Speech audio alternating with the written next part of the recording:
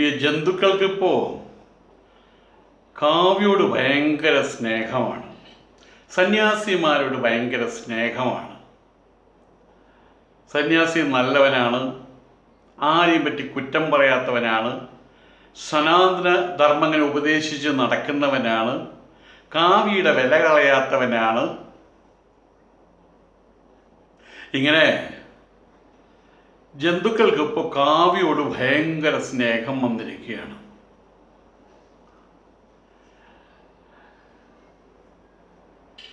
നിങ്ങളെ കമൻസുകൾ കണ്ടിട്ടുണ്ടായിരിക്കും, ഞാനിടുന്ന വീഡിയോൻ്റെ അടിയിലുള്ള കമൻസ്. കാവ്യ എന്ന് പറഞ്ഞാൽ നീ എന്താടാ കരുതിയിട്ടുള്ളത്? നായിൻ്റെ എൻ്റെ പേരിപ്പോൾ അവർക്ക് അതാണല്ലോ. സന്യാസി പറഞ്ഞാൽ നീ എന്താടാ കരുതിയിട്ടുള്ളത്? കള്ളസ്വാമി. സനാതനധർമ്മം, ചിലർ സാധനധർമ്മം എന്നും പറയുന്നുണ്ട്, അതറിയില്ല എന്താന്ന്. സനാതനധർമ്മം എന്ന് പറഞ്ഞാൽ എന്താണെന്നാണ് വിചാരിച്ചിട്ടുള്ളത്? തിരിച്ചു ചോദിക്കുകയാണ്, എന്താ? അത് വലിയൊരു സാധനമാണ്, അത്രേ പറയാൻ അറിയുള്ളൂ. ജന്തുവിനെ അതേ അറിയുള്ളൂ. ഗീത പറയട, ആര് കേൾക്കാൻ വേണ്ടിയിട്ടാണ്? അവൻ കേൾക്കില്ല, അവന് താല്പര്യമില്ല. പക്ഷേ നമ്മളിങ്ങനെ പറഞ്ഞുകൊണ്ടിരിക്കണം. ഇവൻ്റെ വീട്ടിൽ നിന്ന് തണ്ടിയോകോൽ എടുത്തിട്ട് തന്നിട്ടല്ലേ സന്യാസിമാർ കാവ്യ എടുത്ത് നടക്കുന്നത്. ഇവിടുത്തെ ഈ ജന്തുക്കൾ അവരുടെ ശരീരത്തിൽ നിന്ന് രോമം പോലും പറിച്ചു തന്നിട്ടില്ല. ഇവനോടൊന്നും യാതൊരു കടപ്പാടുമില്ല. ഒരു ജന്തുവിനോടും ഒരു സന്യാസിയും കടപ്പാടില്ല.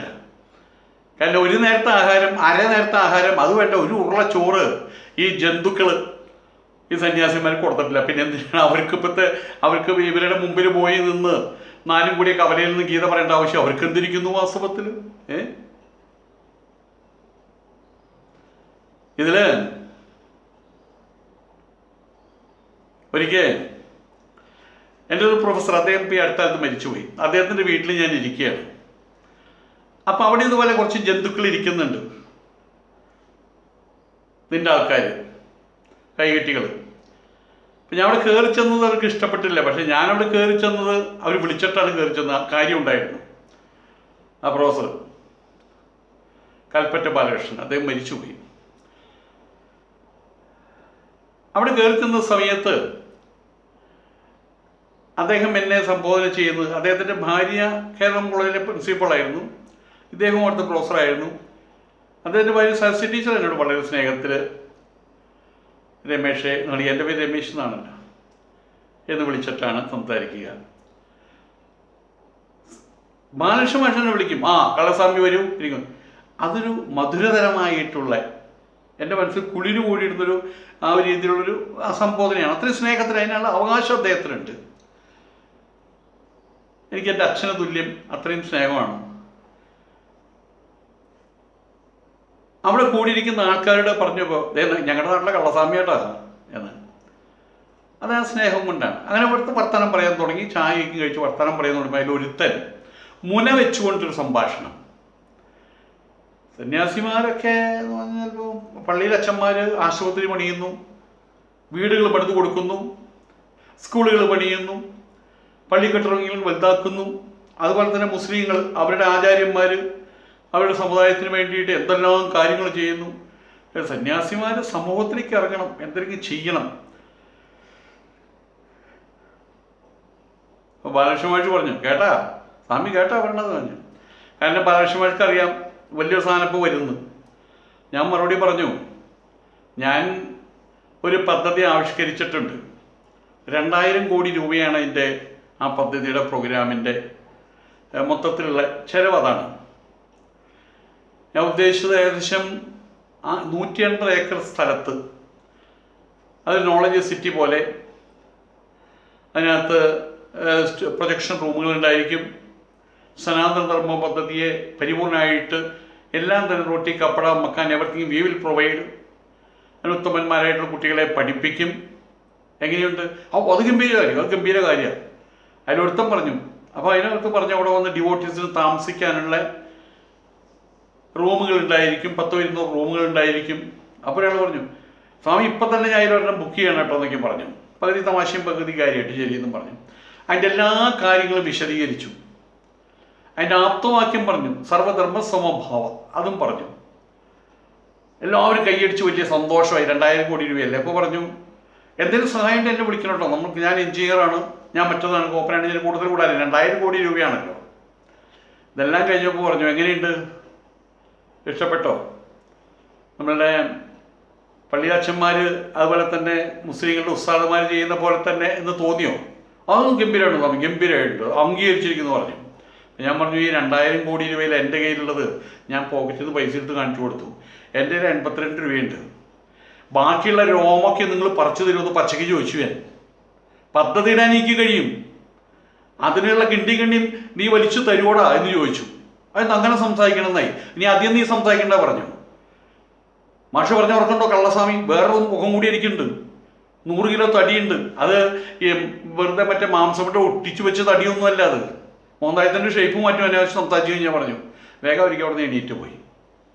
ഇതാണ് ജന്തു. ഹിന്ദു എന്ന് പറഞ്ഞ് നടക്കുന്ന ജന്തുവിൻ്റെ സ്വഭാവം. അതായത് തുടക്കത്തിലൊരു കാര്യം പറയുകയാണ്. കുറേ മുസ്ലിം സഹോദരന്മാർ മുസ്ലിം കുട്ടികളോട് പറയാറുണ്ട്, സ്വാമി ഞങ്ങൾക്ക് ഒരുപാട് ഹിന്ദുക്കൾ സുഹൃത്തുക്കളുണ്ട്, അതുകൊണ്ട് ഇങ്ങനെയൊന്നും പറയരുത്, ഹിന്ദുക്കൾ നല്ലവരുണ്ടെന്ന്. നല്ലവരില്ല. ഇവിടെ BJPയുടെയും അതുപോലെ തന്നെ സംഘപരിവാറിൻ്റെയും പരിപാടികൾ നടക്കുന്ന സമയത്ത് 2 കൂട്ടം മറക്കുക. ഒന്ന് അതിൻ്റെ പുറകിൽ നടക്കാൻ, അത് ഒറിജിനൽ ജന്തുക്കൾ, എക്സോൾട്ടഡ് ജന്തുക്കൾ. ഇനി ഓർഡിനറി ജന്തുക്കളുണ്ട്, അവർ നോക്കിക്കാണാണ് വലുതാവണി വലുതാവട്ടെ, വലുതാവണി വലുതാവട്ടെ. ഏതെങ്കിലും ഒരു ജന്തു കൈ പൊക്കിയിട്ട് പറഞ്ഞിട്ടുണ്ടോ ഇവിടെ വരുന്ന അപകടമാണ്, ഇവിടെ സെപ്പറേറ്റിസം ഉണ്ടാകും, ഇവിടെ ജാതിമത സ്പർദ്ധ ഉണ്ടാകും? ഒന്നും പറഞ്ഞിട്ടില്ല. പലരും അതിൻ്റെ, അതായത് പലരും രഹസ്യമായിട്ട് പോലും വോട്ട് കുത്തുന്നവരൊക്കെ ഉണ്ട് ഇവിടെ അതിനകത്ത്. പിന്നെ മറ്റൊരു കാര്യം മുസ്ലിം സുഹൃത്തുക്കൾ മനസ്സിലാക്കേണ്ടത്, എന്നോട് പറയുന്ന സ്വാമി അങ്ങനെ പറയരുത്, ജന്തുക്കളെന്ന് പറയരുത്. സുഹൃത്തുക്കളെ, ഞാനിവിടെ ജന്തുക്കളെ ഹിന്ദുക്കളെന്ന് വേർതിരിക്കുന്നത് എങ്ങനെയാണെന്നറിയാമോ? ജന്തുക്കൾ എന്ന് പറഞ്ഞാൽ ആഹാര, നിദ്ര, ഭയം, മൈഥുനം എന്നിത്യാദി കാര്യങ്ങളിൽ മാത്രം മുഴുകുന്ന ആൾക്കാർ. നിങ്ങൾക്ക് സുഹൃത്തുക്കൾ ഉണ്ടായിരിക്കാൻ സമ്മതിച്ചു. എൻ്റെ വീട്ടിലൊരു പട്ടി എൻ്റെ സുഹൃത്താണ്, അവിടെ വരുന്ന മയിലുകളുണ്ട് എൻ്റെ സുഹൃത്തുക്കളാണ്. അവരൊന്നും വേദം പഠിച്ചവരല്ല, അവർക്ക് മതമില്ല, അവർക്ക് ജാതിയില്ല. ആഹാരം, നിദ്ര, ഭയ, മൈഥുനാദി കാര്യങ്ങളുടെ മുന്നോട്ട് പോകുന്ന സാധനങ്ങൾ, അവരെയാണ് ജന്തുക്കൾ എന്ന് പറയുന്നത്. അത് തെറ്റായിട്ടൊരു വാക്കല്ല. ഇതുപോലെ തന്നെ താൻ ആരാണെന്ന് അറിയാതെ എവിടെ നിന്ന് വന്നു, കസ്തും കോഹം കുത ആയാതഹ, എവിടെ നിന്ന് വന്നു, എന്തിനു വന്നു, way to go, for what, from where എന്നിത്യാദി കാര്യങ്ങളൊന്നും ചിന്തിക്കാതെ കിട്ടിയത് നിന്ന് കിട്ടിയോടത്ത് കിടന്ന് ഉറങ്ങുന്ന ആഹാരം, നിദ്ര, ഭയം, ജീവഭയം, പിന്നെ മൈഥുനം, കുട്ടികളെ ഉൽപ്പാദിപ്പിക്കുക, അതിനുള്ള കഴിവില്ലാണ്ടേ. ഇത് മാത്രമായിട്ട് നടക്കുന്ന ആളുകളെ നമുക്കൊരു മതത്തിൻ്റെ ആൾക്കാരായിട്ട് പേരിട്ട് വിളിക്കാൻ പറ്റില്ല. ഇരുകാലി ജീവികളെന്ന് അവർക്ക് പറയാൻ പറ്റുള്ളൂ എന്നർത്ഥം. സ്വയം പരിണാമ വിധേയമാകാൻ അവർ ശ്രമിക്കുന്നില്ല. ഇവിടെ മുസ്ലിമിൽ നിന്ന് ഇവിടെ ആൾക്കാരെ പറയാനുള്ള കാരണം എന്താ? അവർ ഇസ്ലാമിനെ അനുസന്ധാനം ചെയ്യുന്നവരാണ്, അതുകൊണ്ടാണ് മുസ്ലിമായത്. അല്ലെങ്കിൽ മുസ്ലിമായിട്ട് അംഗീകരിക്കില്ല. ഇസ്ലാമിനെ അനുസന്ധാനം ചെയ്യണം, ലാ ഇലാഹ ഇല്ലല്ലാഹ് എന്ന് പ്രഖ്യാപിക്കണം, മുഹമ്മദ് റസൂലുള്ളാഹി എന്ന് പ്രഖ്യാപിക്കണം. അതുപോലെ തന്നെ ക്രിസ്ത്യാനികൾക്കും അവരുടെ മാമോദിസ എന്നിത്യാദി കാര്യങ്ങളുണ്ട്. ഇതെങ്ങനെ ജനിച്ചു വീഴുന്നു, അഴിച്ചിട്ട കാളകളുടെ പോലെ വളരുന്നു, പടരുന്നു, എന്തൊക്കെയോ ചെയ്ത് കാട്ടുകൂട്ടുന്നു. അവിടെ ചെയ്യുന്നതല്ല ഇവിടെ ചെയ്യുന്നു, ഇവിടെ ചെയ്യുന്നതല്ല ഇവിടെ ചെയ്യുന്നു. ഒരു ഏകീകൃത വ്യവസ്ഥയില്ലാതെ, പ്രമാണമില്ലാതെ, പ്രാമാണികരില്ലാതെ, നേതാവില്ലാതെ, ആചാര്യന്മാരില്ലാതെ ഇവർ ഏതർത്ഥത്തിൽ അവർ ഹിന്ദുക്കൾ എന്ന് പറയാൻ കഴിയുക? ഉപനിഷത്ത് ചക്കയാണോ മാങ്ങയാണോ, താഴോട്ടാണോ വളരെ, മേലോട്ടാണോ വളരെ അവർക്കറിയോ? ഉപനിഷത്ത് എന്താണെന്ന് അറിയോ? ഒരു ഉപനിഷത്തിൻ്റെ പേര് പറയാൻ നമ്മുടെ ഹിന്ദുവിനറിയോ? പിന്നെ ഏത് തരത്തിലാണ് ഹിന്ദു ആവുന്നത്? ഞാൻ ആർഗ്യൂ ചെയ്യുന്ന ആൾക്കാരോട് ഞാൻ പറയാറുണ്ട്, എപ്പോഴും അറിയാതെ മനസ്സിൽ ഒരു ശ്ലോകം ഇതാണ്: നരൂപമസ്യേഹ തതോപലഭ്യതേ നന്ദോന ചാതിർന ച സംപ്രതിഷ്ഠ അശ്വത്ഥമേനം സുവിരൂഢമൂലം അസംഗശസ്ത്രേണ ദൃഢേന ചിത്വ. ഇത് പാടിയിട്ട് ഞാൻ പറയും, ഇത് ഏത് ഉപനിഷത്തിലെന്നറിയോ? ഇത് കഠോപനിഷത്തിലെ. അത്യാവശ്യം അറിയുന്നത് കഠോപനിഷത്തിലെ. ഞാൻ ചോദിച്ച ചോദ്യം തെറ്റാ, അത് ഉപനിഷത്തിലെ ഗീതയല്ല. പക്ഷെ അവനറിയില്ല. ഒരു ശ്ലോകം ചെല്ലാൻ അറിയാത്ത ഒരുത്തനെ, ഗീതയിൽ ഒരു ശ്ലോകം ചെല്ലാൻ അറിയാത്തൊരു ഒരുത്തനെ, ഒരു 5 ഉപനിഷത്തിന്റെ പേര് കൃത്യമായിട്ട് പറയാൻ അറിയാത്ത ഒരുത്തനെ എന്ത് അർത്ഥത്തിലാണ് ഹിന്ദു എന്ന് പറയുന്നത്? HINDU സർട്ടിഫിക്കറ്റ് എഴുതി വെച്ചിട്ടുണ്ട്, അതിൻ്റെ പേരിൽ എനിക്ക് പറയാൻ പറ്റില്ല. ആയതുകൊണ്ട് തന്നെ മുസ്ലിം കുട്ടികളോട് എനിക്ക് പറയാനുള്ളത്, ഞാൻ ജന്തു എന്ന് വിളിക്കുന്നത് ഹിന്ദു അല്ലാത്തത് കൊണ്ടാണ്. ആദ്യം മനുഷ്യനാവണമല്ലോ, മന്നം ചെയ്യണമല്ലോ, അല്ലെങ്കിൽ ജന്തുക്കളാണല്ലോ. തൻ്റെ ജീവിത രീതി എങ്ങനെയായിരിക്കണം, ഏത് വഴിയിലൂടെ സഞ്ചരിക്കണം, ഏത് പന്താവിലൂടെ സഞ്ചരിക്കണം, തൻ്റെ തലതൊട്ടപ്പന്മാർ തനിക്ക് നൽകിയ സന്ദേശങ്ങൾ എന്താണ്, അവരുടെ ജീവിത സന്ദേശങ്ങൾ എന്താണ്, അവരുടെ ജീവിത ക്രമം എന്താണ് എന്നൊന്നും അറിയാത്ത കൂട്ടം ആളുകൾ. വസിഷ്ഠനെ അറിയില്ല, വിശ്വാമിത്രനെ അറിയില്ല. മഹാഭാരതം കഥ പറയാൻ തുടങ്ങി ഇന്നത്തെ കുറേ ആൾക്കാരുണ്ട്. മഹാഭാരതം കഥ പറയായിരിക്കും. അപ്പോൾ ഒന്ന് ഉറക്കം തൂങ്ങി. സുകുമാരനോട് പണ്ട് പറഞ്ഞ കഥയാണ്, ആചാര്യനാണ് അത്രേ, അദ്ദേഹം പറഞ്ഞൊരു കഥയാണത്. മഹാഭാരതം കഥ പറയാൻ തുടങ്ങി. മുമ്പിലിരിക്കുന്ന ഡിവോട്ടീസ്, ഭക്തന്മാർ അവർ കിടന്നുറങ്ങി. ഇയാളും അവസാനം കിടന്നുറങ്ങി. അവസാനം എഴുന്നേറ്റ് പറയാം, അങ്ങനെ അത്ര മറ്റേ മഹാഭാരതം കഥയാണ് കേട്ടോ. എന്നിട്ട് അതിൽ അവസാനിപ്പിച്ചിരിക്കുകയാണ്, അങ്ങനെയാണ് ലക്ഷ്മണൻ രാവണനെ കൊന്നത്. അയാൾക്കും തലയ്ക്ക് ഓളം വെട്ടി. ഇതാണ് ഹിന്ദുക്കളുടെ സ്ഥിതി, ഹിന്ദു എന്ന് പറഞ്ഞു നടക്കുന്നവൻ്റെ സ്ഥിതി. അതുകൊണ്ട് അംഗീകരിക്കാൻ വളരെ ബുദ്ധിമുട്ടുണ്ട്. ഇപ്പൊ കാവ്യസ്നേഹം ആരംഭിച്ചിരിക്കുകയാണ്. കാവ്യയോട് ഭയങ്കര സ്നേഹം, സന്യാസിമാരോട് ഭയങ്കര സ്നേഹം, സാധനധർമ്മത്തോട്, ചിലർ മാത്രം സനാതന ധർമ്മമല്ല, അവരോട് വലിയൊരു സ്നേഹം. പക്ഷെ ഇതെന്താണെന്ന് അവർക്കറിയില്ല, എന്ത് തണ്ടിയെക്കൊലയെന്ന് അവർക്ക് അറിയില്ല, അവർക്കറിയാൻ താല്പര്യമില്ല. അതാണ് സത്യം. എന്തായാലും പുരോഗമനമുണ്ട്. ഞാനെനിക്ക് വാസ്തവത്തിൽ എന്നോടൊരു ഉസ്താദ്, അദ്ദേഹം എന്നോട് വിളിച്ചു പറയണ്ടായി, സ്വാമി ചെയ്യുന്ന ഈ പ്രവൃത്തി ഹിന്ദുവിനെ ഉണർത്താനുള്ള പ്രവൃത്തിയാണ്, സത്യമാണത്. അക്കാര്യം എൻ്റെ നെഞ്ചിലുണ്ട്.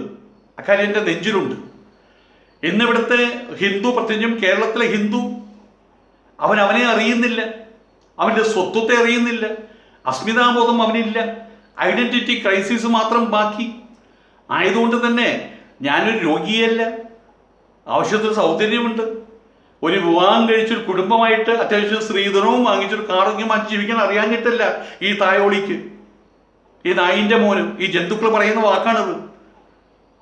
7-8 വർഷം പോയി പഠിച്ച് തിരിച്ചു വന്നത് എൻ്റെ മനസ്സിലൊരു സ്നേഹമുള്ളത് കൊണ്ടാണ് സനാതന ധർമ്മത്തോട്. പക്ഷെ ഇവൻ്റെ അമ്പലത്തിനകത്ത് 7 അയൽക്കത്തെ ഒരു സന്യാസിയും കയറ്റില്ല. അതവിടെ പൂണൂർധാരികൾ അത് പിടിച്ച് ഉരുട്ടിക്കൊണ്ടിട്ട് അവൻ്റെ കാക്കൂട്ടിൽ വെച്ചുകൊണ്ട് നടക്കുകയാണ്. ശബരിമല അടക്കം വരിക, തൊഴുക, അവിടെ എന്താ ചെറിഞ്ഞു കൊടുക്കുക, കോടിക്കണക്കിന് രൂപ, ബിസിനസ്സോട് ബിസിനസ്, അരവണ ബിസിനസ്, അപ്പത്തിൻ്റെ ബിസിനസ്, പിന്നെ പുണ്യം മുടക്കൽ ബിസിനസ്, റീറ്റെയിലായിട്ട് ഹോൾസെയിലായിട്ടും. അതിന് മുമ്പിൽ തത്വമസി എഴുതി വെച്ചിട്ടുണ്ട്. അർത്ഥം അവനും അറിയില്ല, ഇവനും അറിയില്ല, ആർക്കും അറിയില്ല, ഒരിക്കും അറിയില്ല. അറിയുന്നവരെ കൊണ്ട് പറയിപ്പിക്കില്ല. സനാതന ധർമ്മം അതിൻ്റെ ചാവി ഒരിക്കൽ പോലും, ഇനി ചാവി കളഞ്ഞു പോയാലും തുറക്കാൻ പറ്റില്ല. കാരണം അതുമ്പോൾ നമ്പർ കൂട്ടൊക്കെ ഉണ്ട്. നമ്മളുടെ ഇവിടുത്തെ നാഗബന്ധനം എന്ന് പറയുന്ന പോലെ, എന്തായാലും പറയുക, നമ്മളുടെ ഈ തിരുവണ്ണാമല മറ്റേ എന്തായാലും പറയുക, പത്മനാഭസ്വാമി ക്ഷേത്രത്തിലെ ആ നാഗബന്ധം എന്ന് പറഞ്ഞ പോലെ നീ തുറന്നോ എന്ന് തുറക്കാൻ പറ്റില്ല. അവർ ഉപനിഷത്ത് തുറക്കാൻ, ഈ സന്യാസിയുടെ കയ്യിലുള്ള ചാവി വീണ് പോയാലും ഉപനിഷത്ത് തുറക്കാൻ ഇവിടുത്തെ ജന്തുവിനും പറ്റില്ല. അത് അവർക്കേ പറ്റൂ. അവരുടെ കയ്യിലിരിക്കുന്ന അമൂല്യമായ സമ്പത്താണ്, അമൂല്യമായ സമ്പത്ത്. പക്ഷേ ഒരു പന്നിയുടെ മുമ്പിൽ മുത്തിട്ട് കൊടുത്തിട്ട് കാര്യമില്ല, അവനത് കടിക്കും. മുത്തിട്ട് കൊടുത്താൽ അവൻ കടിക്കുക ചെയ്യുക. അത് അവൻ്റെ പല്ല് വിട്ട് പോകുന്ന നമ്മൾ കുത്തും. അവന് വേണ്ടത് എന്താ? അമേദ്യമാണ് അവന് വേണ്ടത്. ഒരു പുതിയ അമേദ്യം കൊണ്ടുകൊടുത്താൽ അവൻ വലിയ സന്തോഷമാണ്.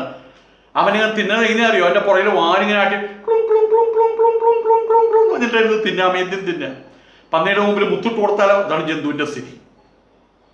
ഉപനിഷത്തിന്റെ കാര്യം പറഞ്ഞ് കേൾക്കാൻ അവന് വരില്ല, ഭാഗവതം കേൾക്കാൻ അവന് വരില്ല, രാമായണം കേൾക്കാൻ അവന് വരില്ല. അവനിപ്പോൾ ഭാരതമാതാക്കി ചെയ്യേണ്ട ഏറ്റവും വലിയ ജയ്, അത് സന്യാസിമാരെ കിട്ടില്ല. അവർ വിശ്വമാതാവിനെയാണ് ജയ് വിളിക്കുക, പ്രപഞ്ചമാതാവിനെയാണ് ജയ് വിളിക്കുക. അല്ല കേരള മാതാവിനെയോ തമിഴ്നാട് മാതാവിനെയോ ഭാരതമാതാവിനെയോ എല്ലാം ജയ് വിളിക്കുക. ഏതായാലും സാവധാന ഭേദദണ്ഡങ്ങള് ഉസ്താദ് പറഞ്ഞ പോലെ നന്നായി വരുന്നുണ്ട് ഹിന്ദുക്കൾ എന്ന് പറഞ്ഞു എന്നോട്. ഞാൻ 100 കണക്കിന് സ്ഥലങ്ങളിൽ പോയിട്ട് എൻ്റെ ദൗത്യത്തിനായിട്ട്, എൻ്റെ ബഹുമാനപ്പെട്ട ഗുരുനാഥൻ പറഞ്ഞ പോലെ, ഏത് രീതിയിലുള്ള പ്രകോപനം ഉണ്ടായാലും പ്രലോഭനം ഉണ്ടായാലും എങ്ങനെയൊക്കെ ഡിസിമിനേറ്റ് ചെയ്യാൻ പറ്റും വേദാന്തത്തെ അവർ ചെയ്യാൻ പറഞ്ഞു. പക്ഷേ എനിക്ക് മാത്രം ഉണ്ടായ അനുഭവമല്ല, ഒരു സന്യാസിയും ബ്രഹ്മചാരികൾ പഠിച്ചു വരുന്ന കുട്ടികളെ ഒരു ക്ഷേത്രത്തിൻ്റെ ഗ്രൗണ്ടിലേക്ക് കയറ്റില്ല ഗീത പറയാൻ വേണ്ടിയിട്ട്. പലതരത്തിൽ പറഞ്ഞ് പ്രകോപിച്ച് ഞാൻ ഫ്രീ ആയിട്ട് പറയാം, ഞാൻ എവിടെയെങ്കിലും വീടെടുത്തുകൊണ്ടെന്ന് പറയാം, അത് പറ്റില്ല. അവസാനം ഭേദം ആരംഭിച്ചു. ഇപ്പം ദണ്ഡമാണ് വാസ്തവത്തിൽ, നീയെ ആര്യ അവരടാ. അപ്പം അവർക്ക് തോന്നി തുടങ്ങി, കാവ്യവസ്ത്രത്തിൻ്റെ മഹിമ പഠിച്ചല്ലോ, നീ പറഞ്ഞ പരത്തിനി, സന്യാസത്തിൻ്റെ മഹിമ നീ എവിടത്തെ സന്യാസിയാടാ? സന്യാസത്തിന് മഹിമയുണ്ട്, അത് മനസ്സിലാക്കടാ. അത് നീ മനസ്സിലാക്കിയല്ലോ. ആ കാവി നീ വലിച്ചെറിയട ആദ്യം. കാവിക്ക് മഹിമയുണ്ട്, അത് നീ മനസ്സിലാക്കിയല്ലോ. കാവിക്ക് മഹിമയുണ്ട് മനസ്സിലാക്കിയല്ലോ. ഈ പറയുന്ന ആൾ നായക്കഷ്ടം പോലെ ഒരുത്തൻ അവിടെ മൂലയ്ക്ക് കിടന്നോട്ടെ, നശിച്ചവൻ. നിന്റെ ഭാഷയിൽ പറഞ്ഞ നായോളി, നിന്റെ ഭാഷയിൽ പറഞ്ഞ നായിൻ്റെ മോൻ. അവനെ വലിച്ചെറിയേ, അവൻ്റെ മൂലയ്ക്ക് വലിച്ചെറിയേ. വഴിയിൽ കിടക്കുന്ന നായകഷ്ടാൻ മണപ്പിച്ചു നോക്കാറില്ലല്ലോ. നിന്റെ സ്വന്തം ജന്തുവിൻ്റെ സ്വന്തം കുറേ സന്യാസിമാരുണ്ടല്ലോ, അവർക്കൊരു നേരത്തെ ചോറ് കൊടുക്കുക. അവരെ വിളിച്ച് നിങ്ങൾ ഗീത പറയിപ്പിക്കുക, അവരെ വിളിച്ചത് ഉപനിഷത്ത് പറയിപ്പിക്കുക. നിങ്ങളുടെ പ്രമാണത്തെക്കുറിച്ച് നിങ്ങളൊരു അവബോധം ഉണ്ടാക്കുക. നിങ്ങളുടെ അടുത്ത തലമുറയ്ക്ക് ആ അവബോധം ഉണ്ടാക്കി വെപ്പിക്കുക. അതിനിവർ തയ്യാറില്ല, അതിനിവർ തയ്യാറില്ല. അതിന് താല്പര്യമില്ല, അതിനവന് താല്പര്യമില്ല. ഇവിടെ ഈ കേരളം പണ്ടേ അതിനൊരു പേരുണ്ട്, യതിവർജിത ദേശം. യതിവർജിത ദേശമാണ് ഈ കേരളം. ഇവിടെ ഒരാൾ പിച്ച തണ്ടാൻ വന്നാൽ പോലും കൊടുക്കില്ല. കാലത്ത് വന്നാൽ പറയും കാലത്ത് തന്നെ പുറപ്പെട്ടു പണ്ടാരടങ്ങാൻ. ഉച്ചയ്ക്ക് വന്നാൽ പറയും മനുഷ്യരോട് കിടന്നുറങ്ങാൻ സമ്മതിക്കില്ല പണ്ടാരടങ്ങാൻ. വൈകുന്നേരം വന്ന് അമ്മ എന്ന് പറഞ്ഞു കൊടുത്താൽ പറയും സന്ധ്യാസമയത്താണ് കയറി വരിക പണ്ടാരടങ്ങാൻ. അതാണ് നമ്മളുടെ അവിടുത്തെ സ്വഭാവം, അതാണ് ഹിന്ദുവിൻ്റെ സ്വഭാവത. കൊട്ടുക്കില്ലവൻ. ഞാൻ കണ്ട് മനസ്സിലാക്കി. എൻ്റെ ഹൃദയം സത്യം പറഞ്ഞു കഴിഞ്ഞാൽ ഇടക്കാലത്ത് മിടിക്കാൻ തുടങ്ങി വാസ്തവത്തിൽ. എൻ്റെ പ്രിയപ്പെട്ട ബഹുമാനപ്പെട്ട മുസ്ലിം സുഹൃത്തുക്കൾ ഒരു വീടുണ്ടാക്കാൻ വേണ്ടിയിട്ട് അവർ സഹായിക്കുന്നത് കണ്ടിട്ട് ഞാൻ സത്യം പറഞ്ഞു കഴിഞ്ഞാൽ വീടും വേണ്ട, ഒന്നും വേണ്ട. ഇവരെ ഈ സഹായം ഇങ്ങനെ നിർത്തിവെക്കാൻ ഭയമായിരുന്നു വാസ്തവത്തിൽ, മറ്റൊന്നുമല്ല. ഇതിനൊക്കെ ഞാൻ യോഗ്യനാണോ എന്ന ഭയം. ഇന്ന് ആ വീടുണ്ടാക്കിയ സമയത്ത് ഇതേ ജന്തുക്കൾ പറയുന്നത് നാണമാവില്ലേടാ. അല്ലെ, ആലോചിച്ചു നോക്കണം. ഇവന്റെ ആസനത്തിൽ നിന്ന് ഒരു രോമം പറിച്ചവന് വേറൊരാൾക്ക് കൊടുക്കില്ല. വേറൊരാൾ തരുമ്പോ അവൻ പറയുന്നതാണ് നിനക്ക് നാണമാവില്ലേടാ. യന്ത്രവൻ സാധനം. തൃശ്ശൂർ ഭാഷയാണ് കേട്ടത്. യന്ത്രവൻ സാധനം, ഈ ജന്തു. ഇവിടെ യതിവർജിത ദേശമാണ്. പണ്ടേ ഇതാണ് സ്ഥിതി ഇവിടുത്തെ. ഇവിടെ വിവേകാനന്ദനെ പോലും ഇരിക്കാൻ ഇരിപ്പിടം കൊടുത്തിട്ടുള്ള സ്ഥലമാണ് കേരളം. അന്ന് ഇവിടെ വന്ന സമയത്ത് അദ്ദേഹത്തെ പോലും അവഹേളിച്ചിട്ടുണ്ട്. അങ്ങനെ കാവ്യോത്സവം കണ്ട് പരിന്ത് പറന്ന് നടക്കുന്ന പരിന്ത് അവഹേളിച്ചിട്ടുണ്ട്. തൃശ്ശൂരിൽ മാത്രമാണ് അദ്ദേഹം പനി പിടിച്ചു കിടക്കുന്ന സമയത്ത് അവിടെ വക്കീൽ ഗോപകുമാർ എന്നൊരാളുണ്ട്, ഒരു പുണ്യപുരുഷൻ.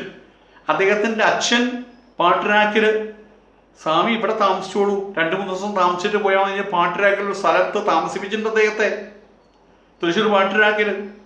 അന്ന് പനി വന്നപ്പോൾ മരുന്ന് വാങ്ങിക്കാൻ വേണ്ടി അന്നത്തെ സിവിൽ ഹോസ്പിറ്റലിൽ അദ്ദേഹം പോയിട്ടുണ്ട്. ആ അനുഭവത്തിന് പ്രചാരം കിട്ടിയിട്ടില്ല. വേറെ എവിടെയും അദ്ദേഹത്തെ കൊടുങ്ങല്ലൂർ പോയപ്പോൾ അവിടുത്തെ തമ്പുരാട്ടി സംസ്കൃതത്തിലാണ് സംസാരിച്ച് അദ്ദേഹം 4 കൈയും കൂപ്പി തൊഴുതു വരെ. പക്ഷേ കേരളത്തിൽ നല്ല അനുഭവമല്ലേ ഉണ്ടായത്. അതുകൊണ്ടല്ലേ കേരളം ഭ്രാന്താരയാണെന്ന് പിന്നീട് പറയേണ്ടി വന്നത്. രംഗനാഥാന സ്വാമിയുണ്ട്, 2ാം വിവേകാനന്ദന്. ഇവിടുത്തെ ഏത് ജന്തുക്കൾക്കാണ് അദ്ദേഹത്തെ കുറിച്ച് അറിയുക? ശ്രീരാമകൃഷ്ണ മിഷന്റെ പ്രസിഡന്റ്. സ്റ്റാലിൻ്റെ റൂമിലേക്ക് എന്താ മിസ്റ്റർ സ്റ്റാലിൻ എന്ന് പറഞ്ഞിട്ട് നേരിട്ട് കടന്നു ചെല്ലാൻ കഴിവുള്ള സന്യാസി. സ്റ്റാലിൻ്റെ ഒപ്പമുള്ള സ്റ്റാലിൻ്റെ നേതാക്കൾ പോലും മരിച്ചു കിടക്കുന്ന സ്റ്റാലിനെ പരിശോധിക്കാൻ ഡോക്ടറെ കൊടുത്തപ്പോൾ ഡോക്ടർ പറഞ്ഞു ഞാൻ പരിശോധിക്കില്ല എന്ന്. എന്താ കാരണം? അദ്ദേഹം വന്ന് അവിടെയും ഇവിടെയും വെച്ചിട്ട് ഇതൊക്കെ വെച്ച് നോക്കുമ്പോൾ സ്റ്റാലിൻ കണ്ണു തുറക്കും. എന്താ മരിച്ചു എന്നറിയാൻ വേണ്ടി വന്ന എന്തായിരിക്കും അല്ലെങ്കിൽ ഗതി? സ്റ്റാലിൻ മരിച്ചു എന്നറിയാൻ ഡോക്ടർമാർ വരെ അവിടെ ചെല്ലാൻ തയ്യാറില്ല. അതേ സമയത്ത് ഇന്ത്യയിൽ നിന്ന് പുറപ്പെടുന്ന രംഗനാഥാനന്ദ സ്വാമികൾ അവിടെ ചെന്ന് കഴിഞ്ഞാൽ മലർക്കെ തുറന്നിടാറുണ്ട് അദ്ദേഹത്തിന് ജാലകങ്ങൾ. സൗഹൃദമായിരുന്നു അത് സ്റ്റാലിൻ. അങ്ങനെയുള്ള രംഗാൻ സ്വാമിയെ അറിയാത്തൊരു കൂട്ടം ആൾക്കാരുണ്ട്. എവിടെയെന്നറിയോ? തൃശ്ശൂർ തൃക്കൂര്. ഒരു 5 സെന്റ് ഭൂമി പോലും ആ മഹാനുഭാവന്റെ പേരിൽ അവിടെ മാറ്റിയിട്ടില്ല. അങ്ങനെ വെച്ച് മുതലെടുക്കാൻ നോക്കി. അദ്ദേഹത്തിന് ഏതോ ബന്ധുക്കളാരോ മുതലെടുക്കാൻ നോക്കി. അവന് ദൈവം കൊടുത്തു. അവൻ ഞെരിപിരി കൊള്ളുകയാണ് ഇപ്പോൾ കിടക്കൽ കിടന്നിട്ട്. ഇതൊക്കെ സത്യങ്ങളാണ് പറയുന്നത്. രംഗാൻ സ്വാമി അന്ന് പറയാണ് സ്വാമി ഞങ്ങളൊരു 10 സെന്റ് ഭൂമി സ്വാമിക്ക് വേണ്ടി മാറ്റിയിട്ടുണ്ട്. അപ്പം അദ്ദേഹം പറയും നിങ്ങളോടൊരു ബിൽഡിംഗ് കെട്ടിക്കോളൂ, പൈസ ഞാൻ തരാമെന്ന്. അങ്ങനെയൊക്കെ 50 ലക്ഷം 1 കോടി കൊടുക്കാൻ അദ്ദേഹത്തിന് കഴിയും. ഒരു ലോകോത്തര ആശ്രമത്തിൻ്റെ അധിപതിയാണ് അദ്ദേഹം. പക്ഷെ ആ ഒരു സഹായം ഏറ്റുവാങ്ങാൻ ഉള്ള ശേഷി ഈ അവിടുത്തെ ജന്തുക്കൾക്ക് ഉണ്ടായില്ല എന്നുള്ളതാണ്. ഇവിടുത്തെ പുറപ്പെട്ട ആളെ ചിന്മയാനന്ദൻ, അദ്ദേഹം ബോംബെയിൽ പോയിട്ട് ആ സെറ്റിൽഡ് ആയത്. കാരണം എന്താണ്? ഇവിടെ തിരിച്ചു വന്നിട്ട് കാര്യമില്ല. ചിന്മയാനന്ദന് പ്രേമമുണ്ടെന്ന് പറഞ്ഞാടുന്ന ആൾക്കാരാണ്. ഉപനിഷത്ത് എല്ലാം വ്യാഖ്യാനം കഴിഞ്ഞ ശേഷം എനി ക്വസ്റ്റ്യൻസ് എന്ന് അദ്ദേഹം ചോദിക്കുക. അപ്പോൾ പറയാം, സ്വാമി എന്താ മൂക്കോടി വലിക്കണേന്നു. 18 ദിവസം ഗീതാ വ്യാഖ്യാനം, 18 ദിവസം ഉപനിഷത്ത് വ്യാഖ്യാനം കഴിഞ്ഞിട്ട് ഈ ജന്തുവിൻ്റെ സംശയ സ്വാമി എന്താ മൂക്കോടി വലിക്കണേന്നു.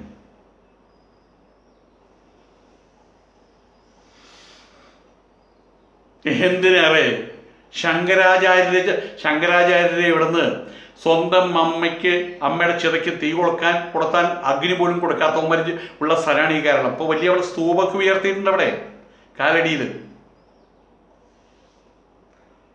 ജാതി, നീതി, കുലഗോത്ര, ദൂരകം ഇതൊന്നും മാറ്റിവെക്കാനാണ് പറഞ്ഞിട്ടുള്ളത്. പക്ഷെ ഇപ്പോൾ അത് ഒരു കൂട്ടം ആൾക്കാരെ കൈപ്പിടിയില്ല. ആ ഏറ്റവും രസം തമിഴന്മാരാണ് അതിൻ്റെ പ്രധാന വക്താക്കൾ, പുണൂൽധാരികൾ തന്നെ. അതങ്ങനെ ശങ്കരാചാര്യരെ അവഹേളിച്ചവരാണ് നമ്മൾ. അദ്ദേഹം തിരിച്ചു വന്നില്ലല്ലോ.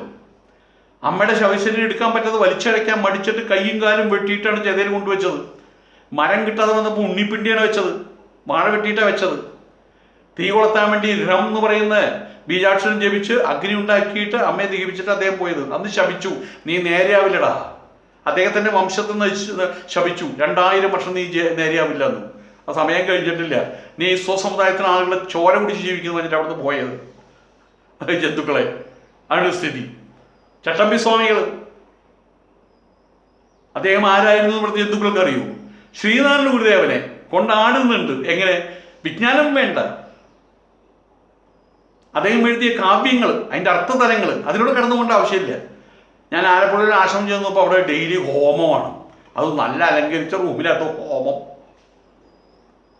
കലേ ലോലേ മൂലേന്നാ പറഞ്ഞിട്ടുള്ള ഹോമത്തിന്. അധികാലത്ത് ലോലമായ മന്ത്രങ്ങളിലൂടെ ഓം ഗണാനാ ഗണപതി ഗോംഹവാമഹേ കവിം കവീനാമുപമശ്രവസ്തമം ജ്യേഷ്ഠരാജം ബ്രഹ്മണാം ബ്രഹ്മണസ്പദാന ശൃണ്വന്നോതിവി സേതസാധനം. ഇതിൻ്റെ മൂലമന്ത്രമുണ്ട്. അത് മാത്രം ചൊല്ലിയിട്ട് അധികാലത്ത് ലോലമായിട്ടുള്ള ചില കാര്യങ്ങൾ മൂലമന്ത്രത്തോട് ചെയ്യാനാണ് പറഞ്ഞത്. ഇവിടെ ആളുകൾ വരുന്നവരെ കാത്തിരിക്കുന്നുണ്ട്. അതിന് ചുറ്റും കുറേ പെണ്ണുങ്ങൾ വന്നിട്ട് ഞങ്ങളുടെ സങ്കടങ്ങൾ തീർക്കണേ ദൈവമേ ഓടിപ്പോന്നു ആ ആശ്രമത്തിൽ നിന്ന്. ഗുരുമന്ദിരങ്ങൾ പണിയുന്നു, ഗുരുവിൻ്റെ പ്രതിമ പണിയുന്നു. അവിടെ ഒരിക്കൽ പോലും തത്വപ്രകാശനം നടക്കുന്നില്ല. അത് വേറെ സത്യം. പിന്നെ ഇവിടെ സന്യാസാശ്രമങ്ങളുണ്ട്. സന്യാസിമാരെ കണ്ടുകൂടെ, സന്യാസ ആശ്രമങ്ങൾ കണ്ടുകൂടെ. കാരണം എന്താണ്? ഇവർക്ക് വീട് വെച്ചു കൊടുക്കുന്നില്ല എന്ന്. ഹിന്ദുക്കൾ വീട് വെച്ച് കൊടുക്കുന്നില്ല എന്ന്. ഹിന്ദുക്കളുടെ മക്കൾ കല്യാണം കഴിക്കാൻ പൈസ കൊടുക്കുന്നില്ല എന്ന്. അവരെന്തെങ്കിലും അവിടെ എന്തെങ്കിലും പ്രോഗ്രാം നടത്തിയാൽ നക്കി തരാൻ 30 പൈസ കൊടുക്കില്ല. പട്ടികൾ പോലും വാലാട്ടും എന്തെങ്കിലും നല്ല കാര്യങ്ങൾ ചെയ്തു കഴിഞ്ഞാൽ. ഈ വർഗം കുരച്ചു കാണിക്കും. അതാണ് സത്യം. ധോൾ എന്ന് പറയും, DHOL, കാട്ടുപട്ടികൾ. എന്തു കൊടുത്താലും ഫലമില്ല എന്ന് സാരം. ഇപ്പം എനിക്കങ്ങനെ ഉപദേശമാണ്. ചിലർ ഉപനിഷത്ത് വചനങ്ങളൊക്കെയാണ് ഉദ്ധരിക്കുന്നത്. ചിലവര് ചില യുക്തിവാദിനികളെയാണ് ഇപ്പൊ അഭിനവ ശങ്കരാചാര്യരായിട്ട് തലയിൽ കൊണ്ടുവച്ച് നടക്കുന്നത്.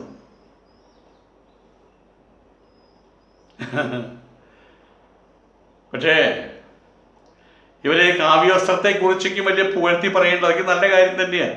നല്ല കാര്യം തന്നെയാണ്. അങ്ങനെ തന്നെയാണ് വേണ്ടത്. നിങ്ങൾ കാവ്യവസ്ത്രത്തെ പുകഴ്ത്ത്, നിങ്ങൾ സന്യാസിമാരെ പുകഴ്ത്ത്, സനാതനധർമ്മത്തെ പുകഴ്ത്ത്. അതൊരാളെ ഇകഴ്ത്താൻ വേണ്ടിയിട്ടാകരുത്. അതുമായിട്ട് ബന്ധപ്പെട്ട് മുന്നോട്ട് പോകും. മാതാപിതാജമേ ശത്രുവോ ഏന ബാല്യേന പാഠ്യതേ സഭാമത്യേന ശോഭന്തേ ഹംസമത്യേ ഭോയത. ഹംസങ്ങളുടെ ഇടയിൽ തൻ്റെ മക്കള് മൃഗങ്ങളുടെ പോലെ കുക്കളുടെ പോലെ നിൽക്കാതിരിക്കാൻ വേണ്ടിയിട്ട് പഠിപ്പിക്കേണ്ടുന്ന സമയത്ത് പഠിപ്പിക്കേണ്ട കാര്യങ്ങൾ പഠിപ്പിക്കേണ്ട പോലെ ബാല്യത്തിൽ തന്നെ പഠിപ്പിക്കാൻ ശ്രമിച്ചില്ലെങ്കിൽ നിങ്ങളായിരിക്കും നിങ്ങളുടെ മക്കളെ ഏറ്റവും വലിയ ശത്രുക്കൾ. ആയതുകൊണ്ട് തന്നെ സാധുക്കളായിട്ട് സന്യാസിമാർ അവർ സർവസംഘ പരിത്യാഗികളാണ്. അവരൊരു തൊട്ട് വസ്ത്രം തേച്ചിട്ട് കഴിഞ്ഞാൽ ഉടനെ തന്നെ ഉമ്മര് പറയും കണ്ടോ കണ്ടോ കള്ള സന്യാസിയാണ്. അവർ നല്ലൊരു ചെരുപ്പിട്ട പറയും കണ്ടോ കള്ള സന്യാസിയാണ്. അവൻ ശരീരത്തിൽ മരവും മൂത്രയും ആരും തേച്ച് നടന്നു കഴിഞ്ഞാൽ പറയും അദ്ദേഹം സിദ്ധനാണ് കേട്ടോ. ഇതാണ് ജന്തുക്കൾ. പിന്നെ ഇനി അവർ നേരെയാകുക.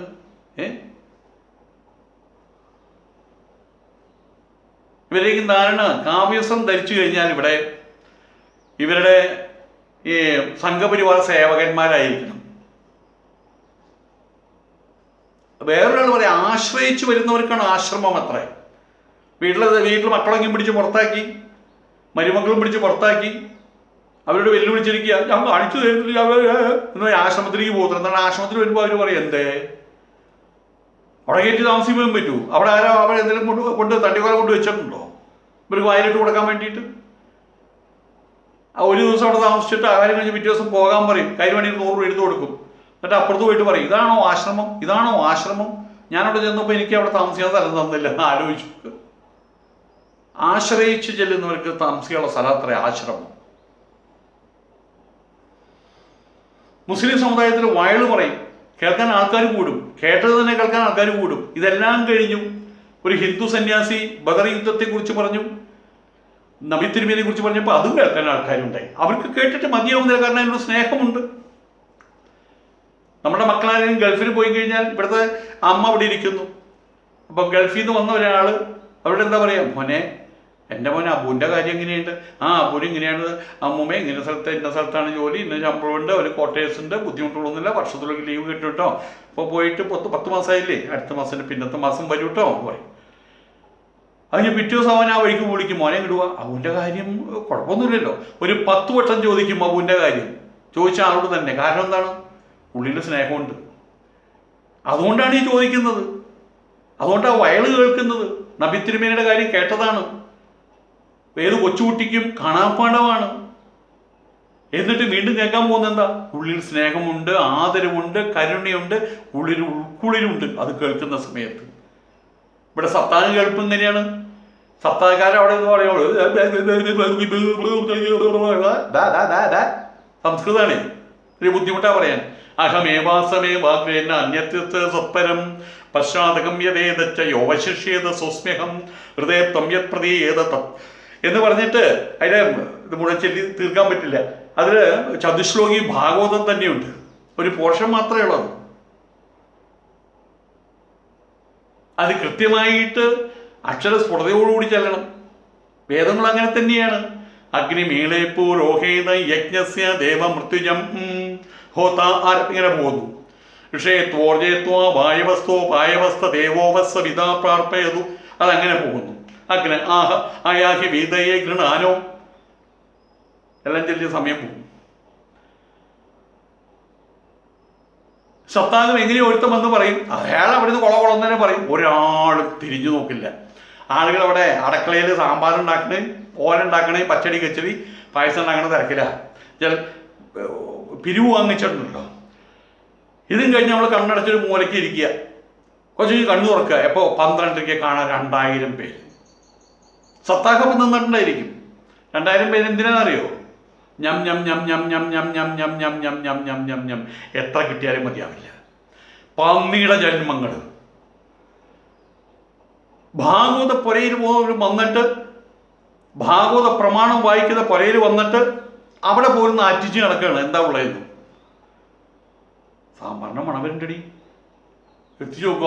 ഇവിടേക്ക് നോക്കില്ല, വേദിയിലേക്ക് നോക്കില്ല. എവിടെ ചെന്ന് കഴിഞ്ഞാലും ഇങ്ങനെ മണപ്പിച്ചടക്കുന്ന സാധനങ്ങളെ പന്നികൾ എന്ന് പറയുക.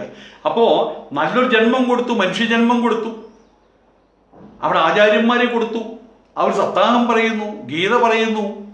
അവിടെ പോലും പോയിട്ട് ഇവിടെ തൃശ്ശൂർ ഗീത നടത്തുമ്പോൾ ഒരാൾ ഓടി വരുന്നു, ശരവേത്ര വരുന്നത്. അപ്പം ഏകദേശം ഒരു കാലത്ത് ഉപനിഷത്ത് പറയുന്ന സമയത്താണ് കടോപനിഷത്ത് പറയുന്നത്. അപ്പം ഉപനിഷത്ത് കഴിഞ്ഞു, നേരത്തെ ആരംഭിക്കും 5:30, എന്നിട്ട് 7:30 അവസാനിക്കും. അങ്ങനെയാണ് അതിൻ്റെ പരിപാടി. 2 മണിക്കൂറാണ്. അതിൻ്റെ ഇടയിൽ ചോദ്യോത്തരങ്ങളും കാര്യങ്ങളുണ്ട്. അതൊരു പഠനം രീതിയിലാണ്. ഇതെല്ലാം കഴിഞ്ഞ് പുറത്ത് പോകുമ്പോൾ ആളുകൾ ശരവേത്തിൽ വരിക, ഇവിടെ ഊണുണ്ടോ? അപ്പോൾ ഞാൻ ഇവിടെ ഊണില്ല. എന്നാൽ ശരി, അയാൾ പോയി. എവിടെയെങ്കിലും അരങ്ങ് കണ്ടു കഴിഞ്ഞാൽ ഒരു ശ്രീകൃഷ്ണ ഫോട്ടോ വെച്ചോണ്ടാണ് ഇവിടെ ഊണുണ്ടോ. ഏത് എവിടെ ചെന്നാലും ആധ്യാത്മിക രംഗത്ത് അതുമായിട്ട് ബന്ധപ്പെട്ട് എവിടെ ചെന്നാലും ഇവിടെ ചോറുണ്ടോ അല്ലെങ്കിൽ ഊണുണ്ടോ എന്ന് ചോദിച്ച് നടക്കുന്ന അവനെയാണ് അടുത്ത ജന്മത്തിൽ കഷ്ടം. ഇവന് മാനവജന്മം കൊടുത്തിട്ട് യാതൊരു കാര്യമില്ല, അവൻ തിന്നാൻ വേണ്ടി പറഞ്ഞവനാണ്. അതുകൊണ്ട് ഇത്തവണ അവൻ എന്ത് കിട്ടിയാലും തിന്നുന്ന ജന്മമാക്കി കൊടുക്കാമെന്ന് പറഞ്ഞാൽ അവനെ എന്താക്കി മാറ്റും? പന്നിയാക്കി മാറ്റും. ഈ പന്നികളുടെ ജന്മം അങ്ങനെയാണ്. ഈ ജന്തുക്കളാണ് പന്നികളായിട്ട് മാറുന്നത്.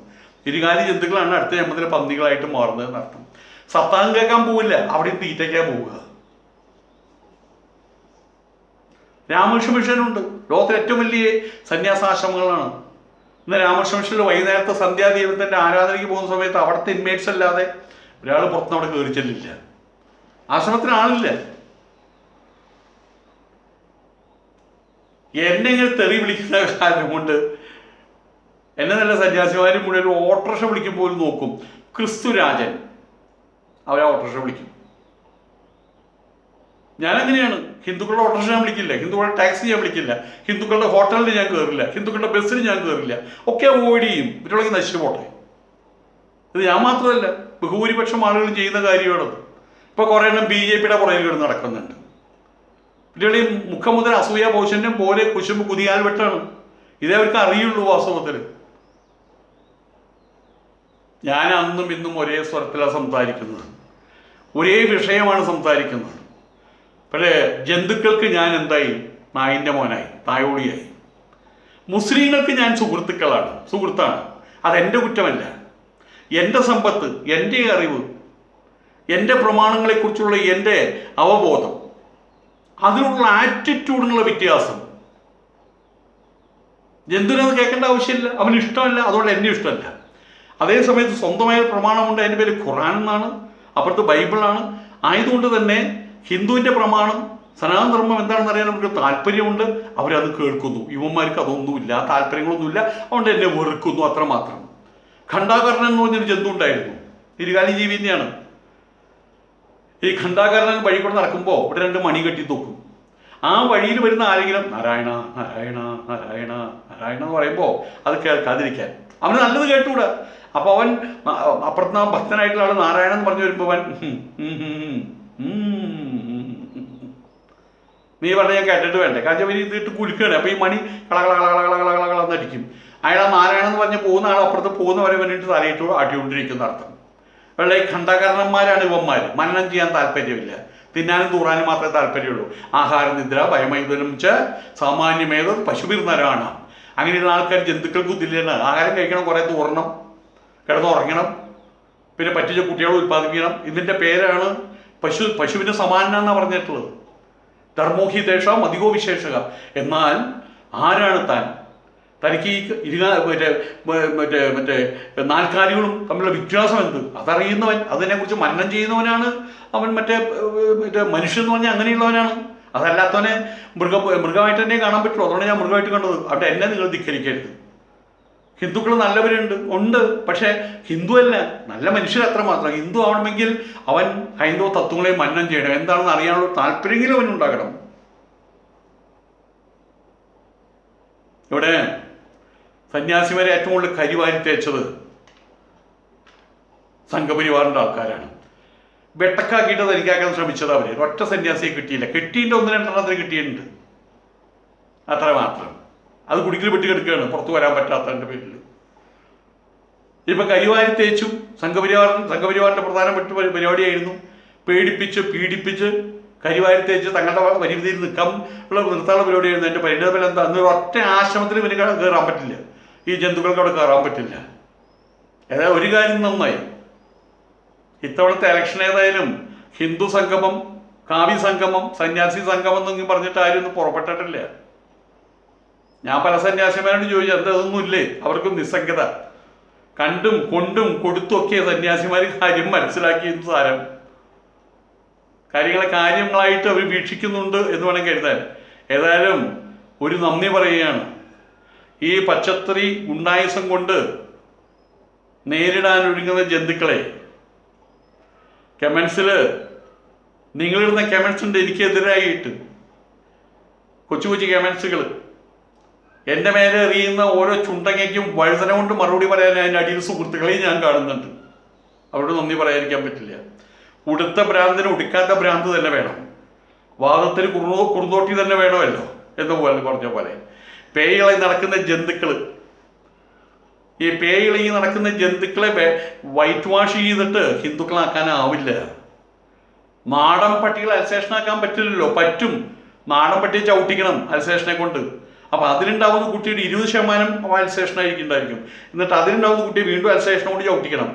അങ്ങനെ ഒരു 10 തലമുറ ചവിട്ടിച്ചുണ്ടാക്കി കഴിഞ്ഞാൽ നാടൻപട്ടി അൽസേഷൻ ആവും. അതിൻ്റെ കഴുത്തിൽ ബെൽറ്റ് ഇട്ടുകൊണ്ട് നാടൻപട്ടി അൽസേഷൻ ആവില്ല. കാര്യം പിടികിട്ടിയെന്ന് വിചാരിക്കുന്നു. നമസ്കാരം.